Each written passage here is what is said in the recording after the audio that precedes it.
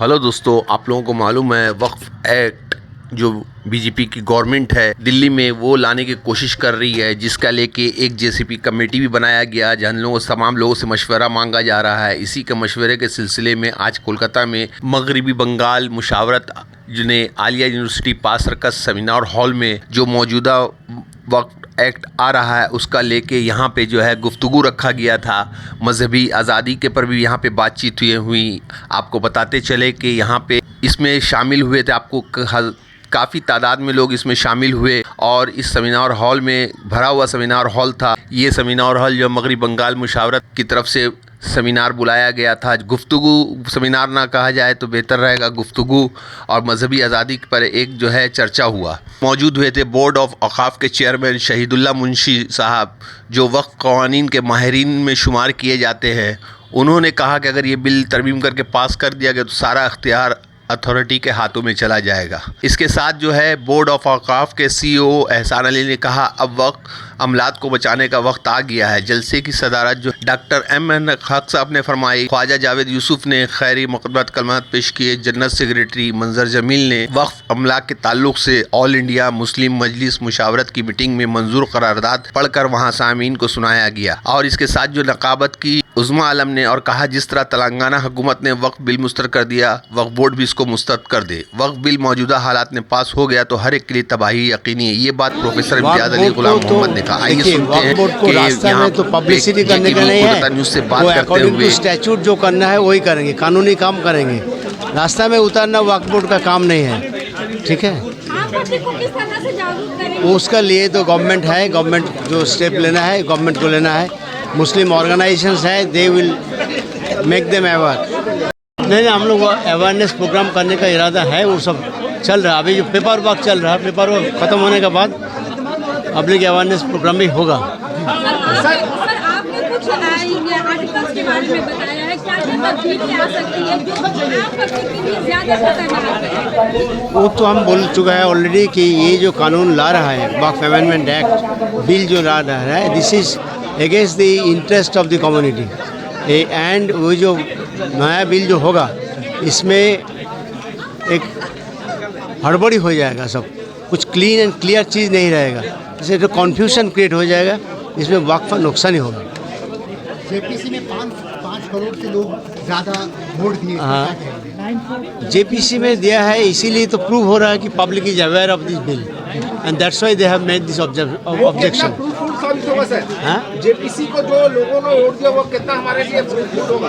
देखिए, ये तो हम लोग का काम है, जिसको आम आदमी से ऑब्जेक्शन मांगा, आम आदमी रिस्पॉन्ड किया।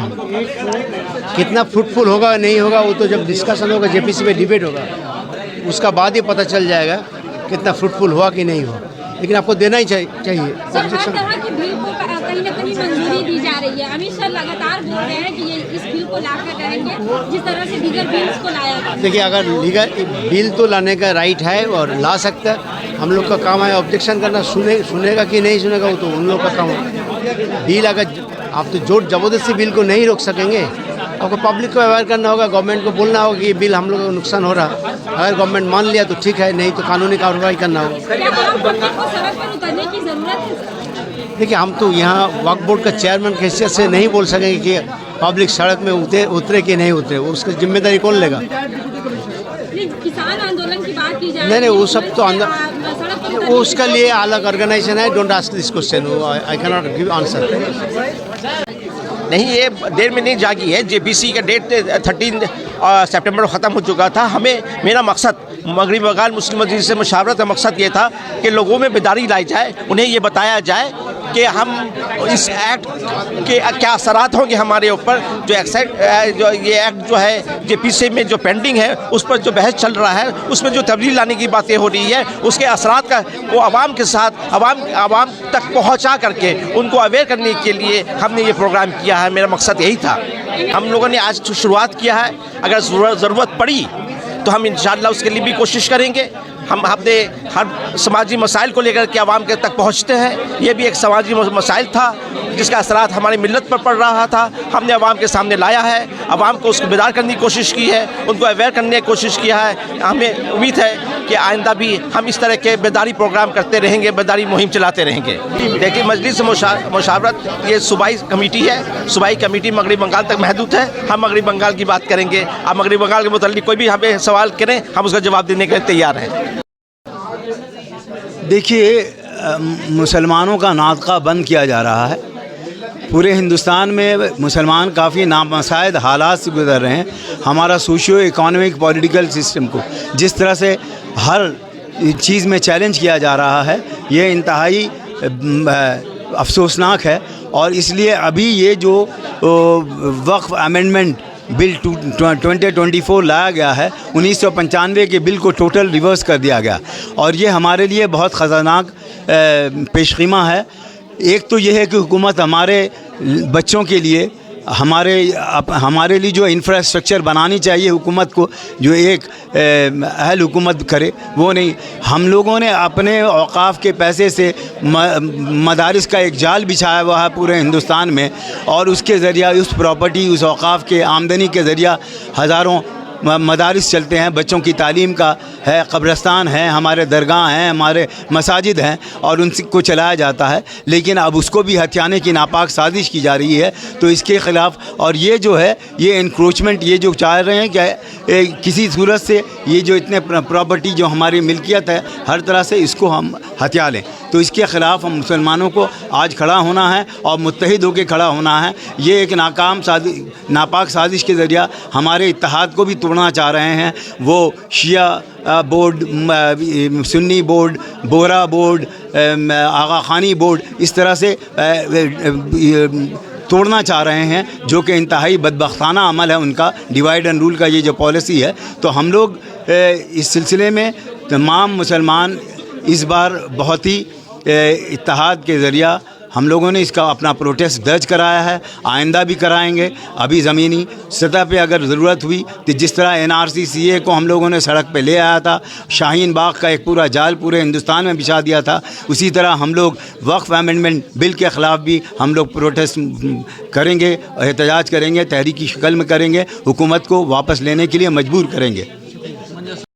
ये प्रोग्राम जो है ख़ास तौर से उन लोगों के लिए किया गया था जो किसी न किसी इदारे के साथ मुंसलिक हैं और इंटेलेक्चुअल्स हैं, पढ़े लिखे लोग हैं। इसमें जनरल पब्लिक को नहीं बुलाया गया था। इसका मकसद यह है कि पहले जो इंटेलेक्चुअल्स को हम समझाएं, जो लोग जो डिफरेंट ऑर्गेनाइजेशन को चला रहे हैं उनको बताएं कि ये बिल जो है कितना ख़तरनाक है, इसका क्या इफ़ेक्ट आ सकता है। हमारे जो 2 मेहमान आए थे उन्होंने पूरे तरीके से उनको समझाया, सभी लोग समझ चुके हैं। ठीक है, अच्छा, बहुत अच्छा आप लोग प्रोग्राम किए। बहरहाल आप लोग इंटरेस्ट लीजिए, बिल को कम से कम समझिए, जो चीज़ पॉइंट आउट करना है पॉइंट आउट करिए, जो बोलना है जो बोलिए, और यही सही वक्त है बोलने का, क्योंकि फिर बाद में बोलने से कोई फ़ायदा नहीं है और बाद में बोलना भी गलत होगा। अभी वो लोग फीडबैक मांग रहे हैं, अभी आपका ओपिनियन मांग रहे हैं, इसलिए यही सही वक्त है बोलने का। अभी बोलना पड़ेगा क्योंकि अभी ये बिल है, अभी हम लोग का ओपिनियन, हम लोग का कमेंट्स मांगा गया है और अभी ये सिर्फ बिल है, तो इसलिए अभी हमारा देना हक सिर्फ नहीं है, हमको देना फ़र्ज़ भी है, हमारा देना ड्यूटी भी है। इसलिए आप लोग सब इसको जो पॉइंट आउट करना है, जो बोलना है, जो अपना कंसर्न्स है उसको वॉइस कीजिए, बताइए सबके सामने, और इसको करेक्शन करना ज़रूरी है क्योंकि कुछ प्रोविज़न जो बिल में है ये बहुत गलत है और इससे मतलब वो कॉन्स्टिट्यूशन में भी वायलेशन होता है। जो फ्रीडम ऑफ रिलीजन वगैरह है जो दिया गया है, हम लोग को कानूनी हक दिया गया है संविधान में, उसके खिलाफ भी है। तो इसलिए ये सब हमको पॉइंट आउट करना चाहिए, हम लोग को बोलना चाहिए, बताना चाहिए, और सब लोग मिल करके अगर करेंगे तब होगा। क्योंकि अगर हम लोग इसको अवॉइड करेंगे, एस्केप करेंगे अभी, तो फिर बाद में हम लोग कुछ नहीं कर सकते हैं। यही सही वक्त है बोलने का और सबको बोलना चाहिए, करना चाहिए, क्योंकि बहुत सी चीज़ ऐसी है इसमें जो सिर्फ कानून के खिलाफ नहीं है, जो हमारे संविधान के खिलाफ है। इस बिल में बहुत सारे प्रोविजंस ऐसे हैं जो संविधान के भी खिलाफ है, जो सेक्युलरिज्म के खिलाफ है, जो इक्वालिटी प्रोविज़न जो है आर्टिकल 14, 15 वगैरह है उसके भी खिलाफ है। और पार्लियामेंट कोई भी बिल पास करेगा लेकिन वो संविधान के खिलाफ नहीं कर सकता है, वो संविधान के खिलाफ कोई भी बिल नहीं पास कर सकता है, कोई कानून नहीं बना सकता है। और अगर संविधान के खिलाफ बनाएगा, जैसे इसमें कुछ प्रोविजंस है, तो वो अल्ट्रा वायरस होगा, उसको हम लोग कोई भी उसको कोर्ट में चैलेंज कर सकते हैं और उसको null and void court declare करेगा, क्योंकि under article 13 of the constitution कोई भी कानून पार्लियामेंट नहीं बना सकता है जो पार्ट 3 के प्रोविजंस के खिलाफ है। और इस बिल में बहुत सारा ऐसा प्रोविजंस है जो पार्ट 3 जो फंडामेंटल राइट्स है उसके खिलाफ है। तो इसलिए इसको चैलेंज करने से बाद में अल्ट्रा वायरस के होगा। लेकिन इस समय जब गवर्नमेंट हम लोग से मांगा है हमारा कमेंट, हमारा ओपिनियन, तो हमारा बोलना ड्यूटी बनता है, पॉइंट आउट करना हमारा अभी ड्यूटी है, ताकि वक्त पर सब करेक्शन हो जाए, सब कुछ ठीक ठाक हो जाए। लेकिन हम लोग को सबको बोलना पड़ेगा, इसके बारे में पॉइंट आउट करना पड़ेगा।